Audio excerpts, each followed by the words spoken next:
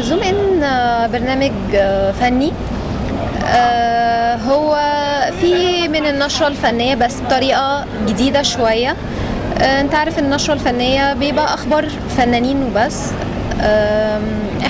احنا بنقابل فنانين، بناخد لقاءات معهم حصرية، بنقول كل ما يخص الفن سواء كان في الوطن العربي أو بوليوود أو هوليوود.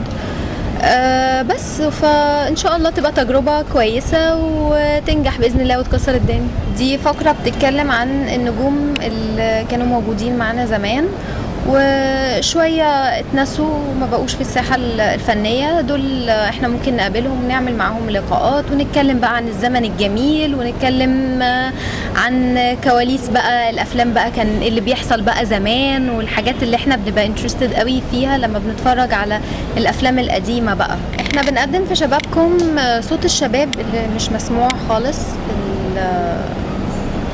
في الحياة العادية بتاعتنا. بنحاول نعرض مشاكلهم، ايه الحاجات اللي هم بيهتموا بيها، الحاجات اللي هم محتاجينها من خلال البرنامج بتاعنا ان شاء الله شبابكم.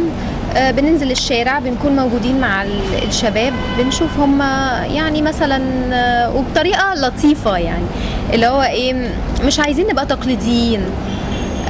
زي مثلا ايه، ممكن حد ينزل مثلا يعمل نفسه عامل في بنزينة، ويشوف ايه العامل البنزينة بيتعرض لايه وايه المواقف اللي بيتعرض لها، مثلا من الناحية الإنسانية ومن الناحية المادية، الصعوبات اللي بتواجهه في حياته، وبناخدها معانا على الاستوديو وبنناقشها علشان خاطر نبقى في وسط الشباب، لأن في فئات احنا ما مش محتكين بيها، ما نعرفش هم يعني بيعانوا من ايه وايه مشكلتهم، وبنخاطب بقى كل الفئات A و B و C كلاس، مش بنميز حد عن حد خالص. بس ويا رب تكون ان شاء الله تجربة ناجحة ويكون حاجة جديدة على الشباب، وبإذن الله يعني احنا بنوعدهم بإذن الله ان احنا فعلا نعرض قضاياهم اللي بتهمهم من خلال بإذن الله شاشة العاصمة الجديدة، علشان الشباب أنا شايفة إن هم مظلومين شوية في البرامج على الساحة دلوقتي. محدش بيجيب سيرتهم، محدش بيعرض فعلا مشاكلهم الحقيقية، صوتهم مش مسموع خالص. فاحنا بنحاول إن احنا نظهر ده ونكون صوتهم اللي مش مسموع في الشارع.